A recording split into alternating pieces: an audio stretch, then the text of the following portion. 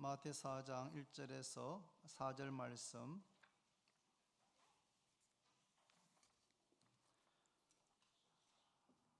교독하겠습니다. 1절을 제가 읽습니다. 그때 예수께서 성령에게 이끌리어 마귀에게 시험을 받으러 광야로 가사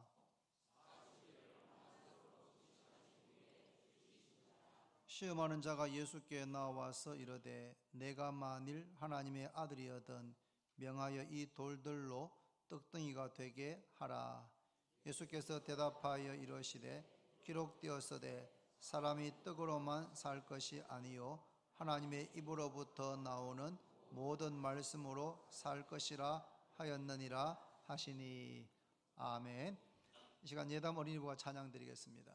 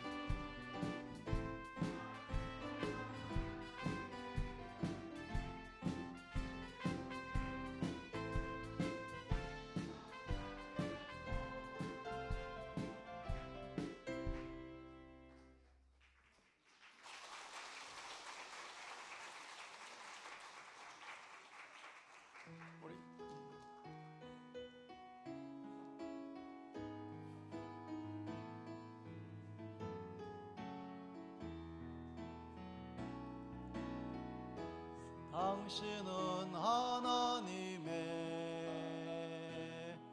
언약 안에 있는 축복의 통로. 당신을 통하여서 열방이 주께 돌아오게 되리. 당신은 하나님의 언약 안에 있는 축복의 통로. 당신을 통하여서 열방이 주께 예배하게 되리. 할렐루야. 우리 예담 어린이부 학생들과 또 교사들 한 번 더 격려의 박수 한번 하겠습니다. 너무나 은혜로운 그런 찬양이었습니다. 대단히 감사합니다. 예수님께서 요단강에 오셔서 세례 요한에게 세례를 받으셨습니다. 예수님은 세례를 받으실 필요가 없는 분이십니다. 왜냐하면 세례는 회개하고 죄 사함 받은 그런 증거로 받는 것이 세례이기 때문입니다. 그런데 예수님은 죄인의 구주로 오셔서 죄가 없으신 하나님의 아들이시지만 죄인의 자리에 친히 서셔서 요한에게 세례를 받으신 것입니다. 세례받고 물에서 올라오셨을 때에 성령이 비둘기같이 강림하셨고 하늘에서 이는 내 사랑하는 아들이요 내 기뻐하는 자라 하는 소리가 들렸습니다. 그 후에 예수님은 성령에 이끌리셔서 마귀에게 시험을 받으러 광야로 가셨습니다. 예수님은 광야에서 40일 동안 금식하며 기도하셨습니다. 4일간이 아니고 40일 동안을 아무것도 먹지 않으시고 금식하시면서 기도하셔서 몹시 줄인 상태입니다. 예수님은 하나님의 아들이시니까 아니 40일 아니라 50일, 70일 굶으셔도 괜찮은 것 아닌가라고 생각하시면 오해입니다. 예수님은 100% 우리와 똑같은 인성을 가지고 이 땅에 오셨습니다.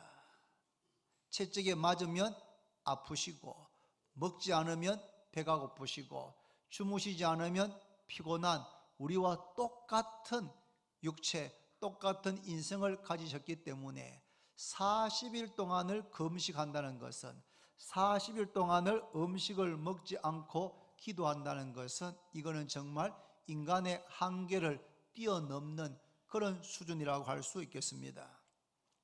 그렇게 몹시 줄인 상태에 있을 때에 시험하는 자, 즉 마귀가 예수님께 찾아와서 이렇게 말합니다. 너가 만일 하나님의 아들이거든 명하여 이 돌들로 떡덩이가 되게 해라. 너가 만일 하나님의 아들이면 명하여서 이 돌들, 광야에 얼마나 돌이 많았겠습니까? 이 돌들을 떡덩이가 되게 하라. 그렇게 시험하는 자가 첫 번째 시험을 했습니다. 사랑하는 성도 여러분, 예수님에게 돌들을 명하여 떡이 되게 하는 능력이 있습니까? 없습니까? 가능할까요? 가능하지 않을까요? 가능합니다. 왜요? 요한복음 1장 1절에서 이렇게 말합니다. 태초에 말씀이 계시니라. 이 말씀이 하나님과 함께 계셨으니 이 말씀은 곧 하나님이시니라. 그가 태초에 하나님과 함께 계셨고 만물이 그로 말미암아 지은 바 되었으니 지은 것이 하나도 그가 없이는 된 것이 없느니라. 태초부터 계신 말씀, 이 말씀이 육신이 되어 이 땅에 오신 분이 바로 예수 그리스도신데 만물이 그로 말미암아 예수님으로 말미암아 지은 바 되었으니 지은 것이 하나도 그가 없이는 된 것이 없느니라. 해와 달과 별과 천지 만물의 모든 것들을 지으신 분이 바로 주님이십니다. 믿습니까? 그 주님께서 돌들을 명하여 떡이 되게 하는 것 얼마든지 가능합니다. 풍랑을 잠잠케 하신 주님께서, 죽은 자를 살리신 주님께서 보리떡 5개와 물고기 2마리 가지고 축사하시고 띄어서 5,000명을 배불리 먹게 하고 12광줄이 남게 하신 주님께서 돌들을 명하여 떡덩이가 되게 하실 수 있는 능력이 있다는 사실을 믿으시기를 바랍니다. 공중 나는 새를 먹이시는 분이 주님 아니겠습니까? 40년 동안 이스라엘 백성들을 광야에서 만나를 내려서 먹게 하신 분이 주님이십니다. 그 주님은 무에서부터 유를 창조하신 주님께서 돌을 명하여 떡이 되게 하실 수 있는 능력이 충분히 있습니다. 만약 예수님께서 시험하는 자의 유혹에 넘어가서 배가 고프다고 돌들을 명하여 떡이 되게 했다라고 가정한다면 어떤 일이 벌어졌겠습니까? 만약 예수님께서 그 유혹, 그 시험에 넘어가서 배가 고프니까, 그래 내가 능력 있고 하나님의 아들이니까 주변에 있는 돌들 이거 시루떡으로 이렇게 명해가지고 먹었으면 어떻게 되었겠습니까? 그 사실이 사람들에게 알려졌다면 사람들이 몰려와서 예수님을 임금으로 삼고자 추대했을 겁니다. 왜냐하면 예수님을 왕으로 모시기만 하면 떡 문제, 경제 문제, 먹고 사는 문제가 해결될 수 있기 때문입니다. 돌들을 명하여서 떡이 되게 하는 능력이 예수님께 있다면 그 예수님께서 이스라엘의 왕이 되시면 경제 문제, 먹고 사는 문제는 해결될 수가 있는 겁니다. 그뿐만 아니라 이 사실이 더 널리 알려지게 되면 예수님은 전쟁하지 않고도 로마 제국의 황제가 될 수도 있지 않겠습니까? 이 소문을 들었다면 로마 시민들도 와서 예수님을 로마 제국의 황제로 그렇게 추대하려고 하는 움직임이 분명히 일어났을 것입니다. 그렇게 되면 아무도 예수님을 십자가에 못 박으려고 하지 않을 겁니다. 왜요? 예수님만 계시면 경제 문제 해결되어지고 복지국가가 건설되어지고 일하지 않고도 잘 먹고 잘 살 수 있는데 왜 예수님을 채찍질하고 죽게 만들겠습니까? 아무도 예수님을 그렇게 하려고 하지 않을 겁니다. 예수님께 이 땅에 오신 목적이 뭐라 했습니까? 오늘 아침에 세례요한이 보라 세상 죄를 지고 가는 하나님의 어린 양이로다. 세상 죄를 지기 위해서, 세상 죄를 담당하기 위해서, 인간의 죄 문제를 해결하기 위해서, 죄로부터를 구원하기 위해서 예수님께서 이 땅에 오셨습니다. 예수님께서 죄 문제를 해결하지 않고 그냥 먹는 문제, 먹고 사는 문제만 해결하고 끝났다면 인간은 잘 먹고 잘 살지는 몰라도 죄 문제가 해결되지 않고 죄의 결과로 죽고 심판을 받고 영원히 고통받는 지옥에 떨어질 수밖에 없었을 것입니다. 그래서 예수님께서는 돌을 명하여 떡이 되게 하는 창조의 능력이 주님에게 있지만 그렇게 시험하는 마귀에게 이렇게 대답하십니다. 기록되었으되, 한번 따라할까요? 기록되었으되 사람이 떡으로만 살 것이 아니요 떡으로만 살 것이 아니요 하나님의 입으로부터 나오는 모든 말씀으로 살 것이라. 사람이 떡으로만 살 것이 아니요, 이 말은 사람에게 떡이 필요하다는 것을 인정하는 겁니다.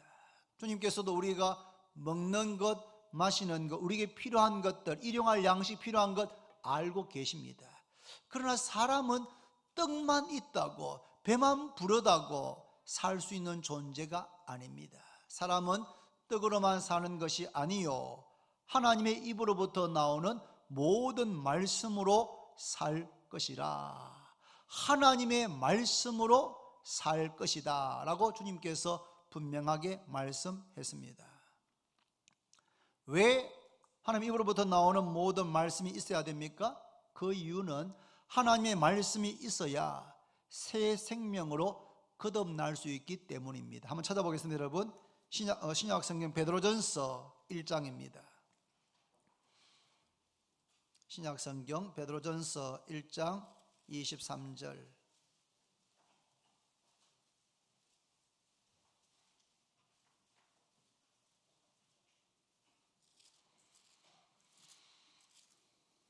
(378페이지) 1장 23절 같이 읽습니다. 시작. 너희가 거듭난 것은 썩어질 씨로 된 것이 아니요 썩지 아니할 씨로 된 것이니 살아있고 항상 있는 하나님의 말씀으로 되었느니라. 너희가 거듭난 것은 썩어질 씨로 된 것이 아니요 썩지 아니할 씨로 된 것이니 곧 살아있고 항상 있는 하나님의 말씀으로 되었느니라. 하나님의 말씀이 우리를 새 생명으로 거듭나게 하는 줄로 믿으시기를 바랍니다. 말씀을 들을 때 우리는 우리의 마음이 옥토와 같은 마음으로 말씀을 잘 경청해야 됩니다. 그러면 성령께서 말씀을 듣는 사람 속에 믿음을 주시고 역사하십니다. 믿음은 들음에서 나고 들음은 그리스도의 말씀으로 말미암느니라. 말씀을 잘 들을 때 성령께서 우리 마음속에 역사하셔서 믿음을 주시고 새 생명으로 거듭나게 하시는 줄로 믿습니다. 말씀이 있어야 살 수가 있습니다. 왜냐하면 하나님의 말씀이 우리를 새 생명으로 거듭나게 하는 것이기 때문입니다. 또 하나님의 말씀이 있어야 거듭난 우리 영혼이 성장할 수가 있습니다. 바로 그 밑에 읽어봅니다. 여러분, 24절부터 베드로전서 1장 24절부터 2장 2절까지 있습니다. 그러므로 시작. 그러므로 모든 육체는 풀과 같고 그 모든 영광은 풀의 꽃과 같으니 풀은 마르고 꽃은 떨어지되 오직 주의 말씀은 세세토록 있도다 하였으니 너희에게 전한 복음이 곧 이 말씀이니라. 그러므로 모든 악독과 모든 기만과 외식과 시기와 모든 비방하는 말을 버리고 갓난 아기들 같이 순전하고 신령한 젖을 사모하라. 이는 그로 말미암아 너희로 구원에 이르게 자라게 하려 함이라. 갓난 아이들 같이 순전하고 신령한 젖, 마치 갓난 아기, 신생아가 엄마의 젖을 빨아먹고 자라게 되는 것처럼 거듭난 성도는 순전하고 신령한 살아있고 항상 있는 하나님의 말씀을 사모하고 날마다 먹어야 합니다. 그래야지만 그로 말미암아 너희로 구원에 이르게 자라게 하려 함이라. 거듭난 성도는 우리의 육신을 위해서 밥을 먹고 빵을 먹는 것처럼 우리의 거듭난 영혼을 위해서는 하나님의 말씀을 먹어야 합니다. 말씀을 먹지 않으면 믿음이 자랄 수 없고 말씀을 먹지 않으면 거듭난 영혼이 성장할 수가 없습니다. 한번 물어보고 싶습니다. 작년에 2017년도에 성경을 일독하신 분 한번 손 한번 들어보십시오. 손 한번 높이 한번 들어주십시오. 감사합니다. 손 내리시겠습니다. 한 번 더 묻습니다. 지난 3년 동안 매년 성경을 1독 이상 하셨다 한번 손 들어보시겠습니다. 손 내리십니다. 한 번 더 묻습니다. 이제까지 지난 3년 동안 이제까지 나는 예수 믿고 지금까지 성경을 10번 이상 읽었다 한번 손 한번 들어보십시오. 손 내리시겠습니다. 많습니다. 여러분, 이렇게 제가 괜히 안 읽어보면 부끄럽게 왜 손잡고 들러 하나, 최근 5년 동안 한번 읽어보면 이렇게 묻지, 그럴지 모르겠지만 여러분, 성경을 1년에 1독, 특히 작년 1년 동안 1독 하셨는가? 그러면 마음속에 아이고 작년에 내가 뭐 한다고 바빠가지고 성경도 일독 못했구나, 그런 마음이 드신다면 여러분 올해 성경을 지금부터 천천히 읽어서 올해가 가기 전에 꼭 성경을 일독 이상 하시기를 바랍니다. 뭐 일독 자체가 무슨 신령한 의미가 있는 것이 아니고, 그것은 일독하기 위해서는 성경을 매일 석 장씩 꾸준히 읽어야지만 가능하기 때문에 그것은 쉬운 일은 아닙니다. 그러나 그것이 신앙생활의 가장 기본입니다. 가장 기본. 하루 3끼 밥을 먹지 않고 며칠에 한 끼씩 밥을 먹는다면 우리는 건강하게 살아갈 수가 없을 겁니다. 성경을 꾸준히 읽는 분들이 믿음이 견고합니다. 믿음이 견고합니다. 그래서 성경을 꾸준히 1년에 1독 이상 하도록 꾸준히 시간을 정해서 꼭 읽으시기를 바랍니다. 저는 죄송합니다. 제 이야기를 했어요. 저는 지나온 시간에 대해서는 저는 거의 후회하지 않습니다. 후회하지 않기로 결심한 사람입니다. 그래서 제가 빌립보서 설교할 때 뒤의 것은 잊어버리고 할 때 저는 정말 매년 아니면 지나온 시간에 대해서 잘한 것에 대해서 잘된 것에 대해서는 정말 감사함으로 잊어버립니다. 감사함으로. 그것 더 이상 쳐다보면서 뭐 위로받지 않으려 합니다. 그러나 또 잘못한 것에 관해서 부족했던 것에 관해서는 또 회개함으로 잊어버립니다. 그리고 앞을 향해서 표대를 향해서 달려가려고 늘 마음을 다집니다. 그런데 제가 53년의 생일을 살면서 제가 마음속으로 아쉬운 것이 2가지 있습니다. 아쉬운 것 2가지. 첫 번째는 자녀를 둘만 낳은 것. 이것이 정말 아쉬운 겁니다. 이건 제 진심입니다. 제가 지금쯤 이렇게 생각 같으면 저는 좀 힘은 들었을지 몰라도 아이를 하나 더 혹은 2 더 낳았을 겁니다. 그런데 그것이 제게는 참 시간이 지날수록 아쉬운 부분입니다. 그래서 우리 젊은 우리 베델 전도회나 우리 마리아나 우리 바나바 분들은 한번 깊이 한번 생각해 보시면 좋겠습니다. 단지 우리나라의 출생률 때문만은 아닙니다, 여러분. 이것은 하나님의 축복이기 때문에, 단지 상황과 현실 때문에 하나님을 너무 제한하지 않도록 그렇게 하는 것이 좋겠다 싶은 개인적인 목사의 바람입니다. 2 번째, 제가 마음에 시간이 지나서 아쉬운 것은 뭐냐 하면, 제가 저희 딸 둘이한테 어릴 때부터 성경을 더 알뜰하게 읽히지 않은 것, 이것이 제 마음의 목사로서 또 아버지로서 제 마음에 남는 아쉬움입니다. 물론 읽게 했습니다. 읽으라고 이야기도 했습니다.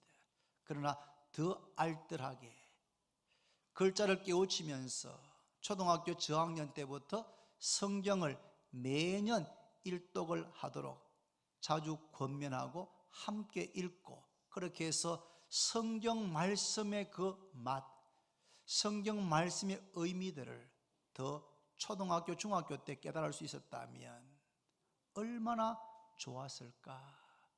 어제 저녁에 늦게 제가 한 11시, 12시 넘어가는 자려고 하는데 우리 큰딸이 아빠 내일 청년부 승용부 하는데 여러 가지 질문들이 있는데 자기가 해결되지 않는 것에 대해서 같이 이야기를 하는데 저는 참 행복했습니다. 딸이 그 성경 문제에 대해서 자기 이해하는 바를 저한테 이야기하고 제가 또 이야기를 하고 그렇게 하는데 너무너무 기뻤습니다. 우리 가영이가 이렇게 성경 말씀에 대해서 잘 이해하고 있구나, 이해하려고 노력하는구나, 참 마음에 기뻤습니다. 그러나 제가 우리 딸들에게 매년 일독을 하도록 그렇게 체크하지는 못했습니다. 조금 더 그렇게 했다면 저희 딸들의 신앙의 뿌리가 더 견고했지 않을까 하는 아쉬움이 아비로서 남습니다. 우리 교회 재직들도 마찬가지입니다. 13년 전 원롱사님께서 담임 목회하실 때 승희 카드를 매달 내게 하셔가지고 아주 참 저는 그때 볼 때는 저렇게까지 하셔야 되는가, 저렇게까지 재직들을 창피를 주시면서까지 해야 되는가 하는 그런 마음이 솔직히 인간적으로 들었습니다. 저는 좀 자율적으로 자발적으로 스스로가 하면 좋겠다는 생각을 늘 해왔습니다.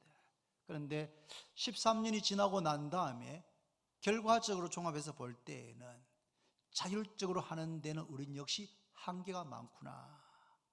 매년 100명 이상씩 신령을 1독 이상 하던 것이 지금은 한 40-50명 정도, 반토막 정도 나버렸습니다.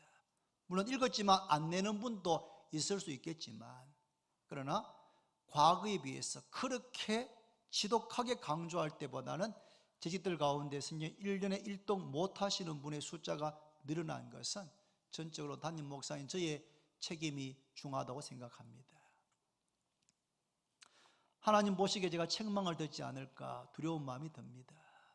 여러분, 아무리 오래 예수를 믿었어도, 아무리 중한 직분을 받았어도 가장 기본인 성경을 읽지 않으면, 성경을 사랑하지 않으면, 성경을 매일 읽지 않으면 어떤 어려움이 닥쳤을 때에 뿌리채 흔들리게 됩니다.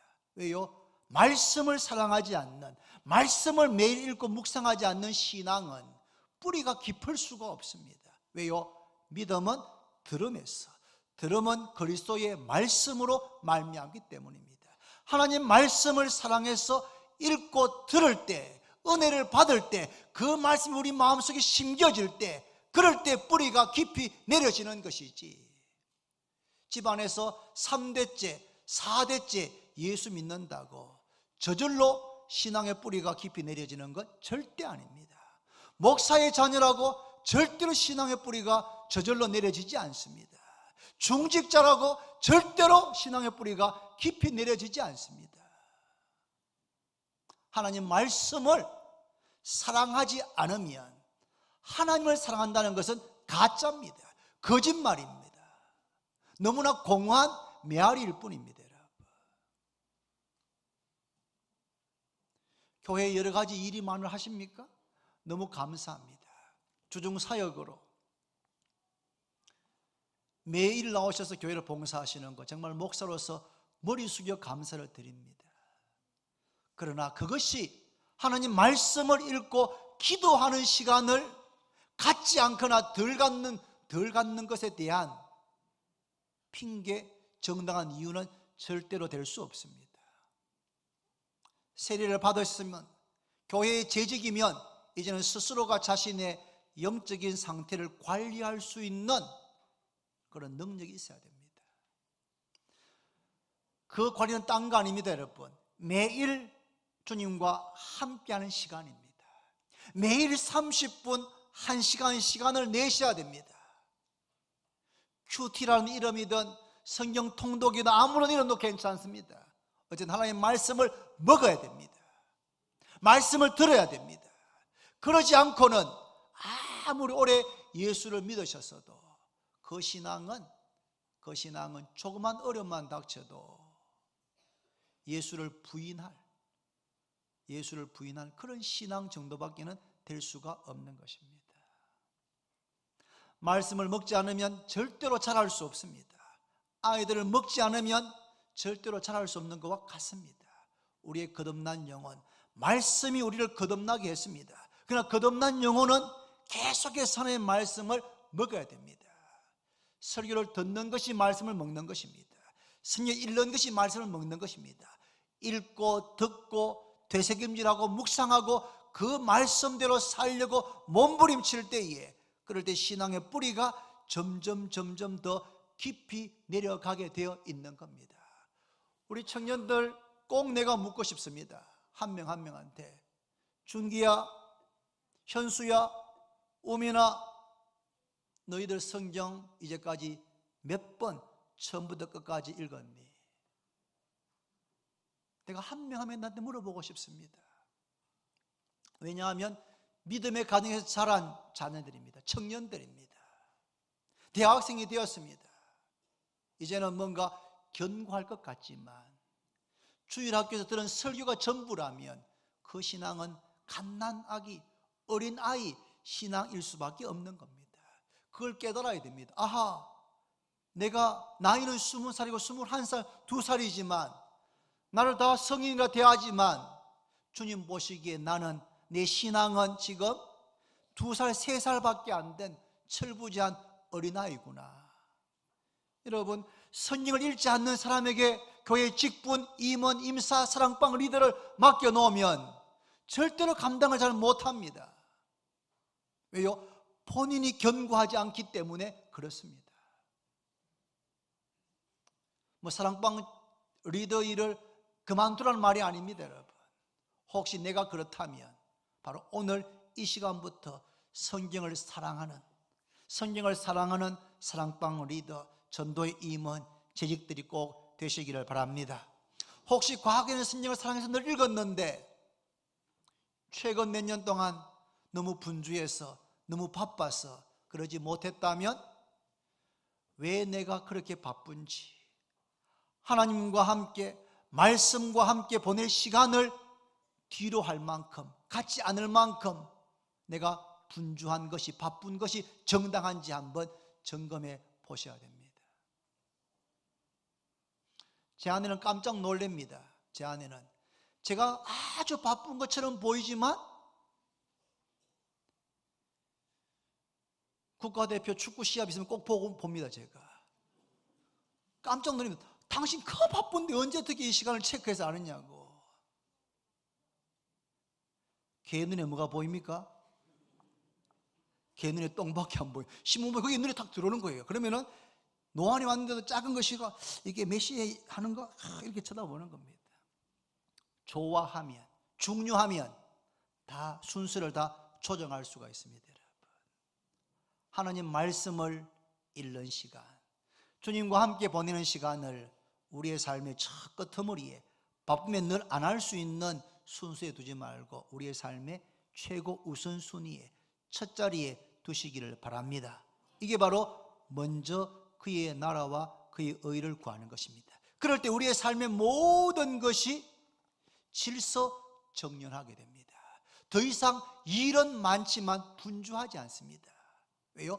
주님과 함께 시간을 보내면서 내 마음이 평안하고 내 마음에 새 힘을 얻게 되기 때문에 그 많은 일들을 능히 감당할 수 있게 되는 줄로 믿습니다.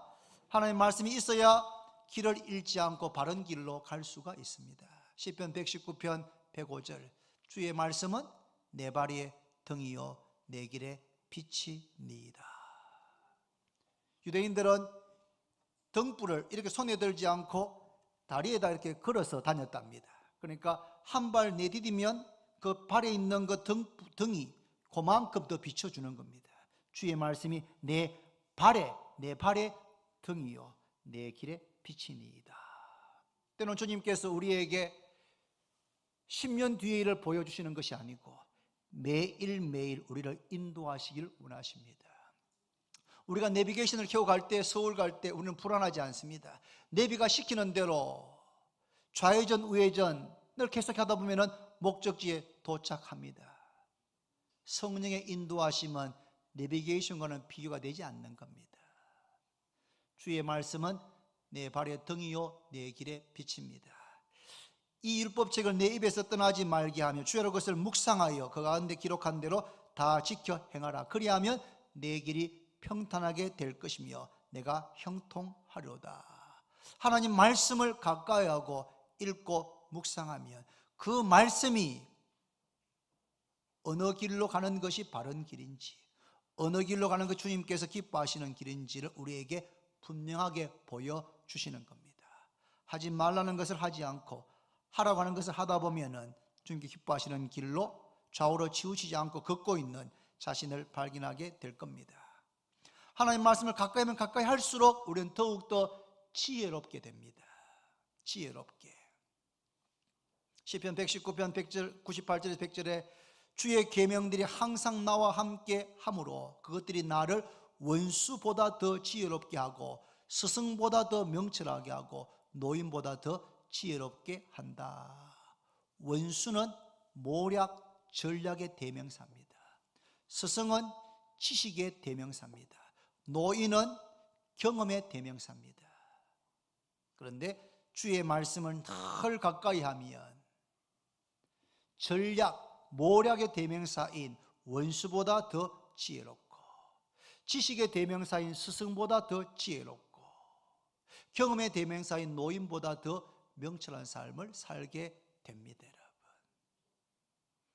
하나님 말씀이 우리를 복 있는 사람이 되게 합니다. 복 있는 사람. 시편 1편의 말씀, 복 있는 사람은 악인의 꾀 쫓지 않고 죄인의 길 서지 않고 오만한 자의 자리에 앉지 않습니다. 오직 여호와의 율법, 하나님 말씀을 즐거워하여 그 율법을 주야로 묵상합니다. 저는 시냇가에 심은 나무가 철을 따라 열매를 맺으며 그 잎사귀가 마르지 아니함 같으니 그 행사가 다 형통하리로다.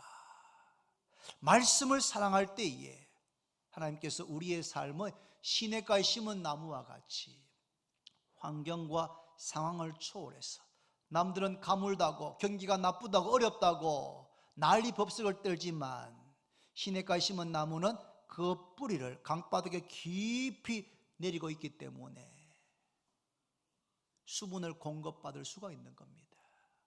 생명의 근원이신 예수 그리스도로부터 말씀으로부터 우리가 생명을 공급받기 때문에 철을 따라 열매를 맺게 되는 줄로 믿습니다. 말씀했습니다. 여러분, 성경을 사랑해야 합니다. 왜냐하면 사람은 떡으로만 사는 것이 아니기 때문입니다. 하나님의 입으로부터 나오는 모든 말씀으로 우리가 살기 때문에 성경을 사랑해야 됩니다. 하나님 말씀 우리를 거듭나게 하고 자라게 하고 바른 길로 인도하고 지혜롭게 하고 복 있는 사람이 되게 합니다. 예수님을 사랑한다고 하면서 말씀을 사랑하지 않는 것은 거짓말이고 공허한 메아리입니다. 말씀을 사랑해서 읽고 듣고 묵상해서 예수님께서 약속하신 풍성한 삶을 우리 주원교회 모든 성도들이 누리게 되기를 바랍니다. 기도드립니다. 하나님 아버지 감사합니다. 사랑하는 우리 주원교회 성도들, 우리 어린아이들까지 하나님의 말씀인 성경을 사랑하는 저희들 되게 하여 주옵소서. 하나님 말씀이 우리를 거듭나게 하고 자라게 하고 바른 길로 인도하게 하고 지혜롭게 하고 복 있는 사람이 되게 하신다고 말씀을 나누었습니다. 이것을 듣고 아는 것으로 끝나지 않고 바로 오늘부터 하나님 말씀을 사랑해서 읽고 사랑해서 귀를 기울여 들어묻고 들은 말씀을 준행해서 우리의 삶에 놀라운 변화가 풍성한 열매가 맺혀지게 해 주옵소서. 재직들 가운데 청년들 가운데 이제까지 신앙생활 교회생활 하면서 성경 말씀을 사랑해서 읽는 일에 게을렀다면 중단했다면 부족했다면 하나님 오늘 이 말씀이 내게 하시는 말씀으로 들려지게 해주시고 오늘 이 시간부터 오늘부터 말씀을 매일매일 규칙적으로 읽고 묵상하고 주님과 함께 시간을 보내는 우리 모두가 다 되게 해 주옵소서. 예수님의 이름으로 기도드립니다.